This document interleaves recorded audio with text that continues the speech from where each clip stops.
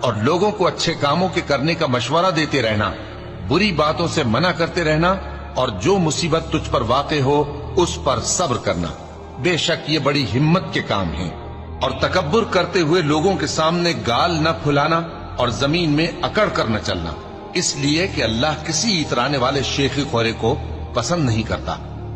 اور اپنی چال میں اعتدال کیے رہنا، اور بولتے وقت ذرا آواز نیچی رکھنا، کیونکہ بہت اونچی آواز گدھوں کی سی ہے، اور کچھ شک نہیں کہ سب سے بری آواز گدھوں کی ہوتی ہے۔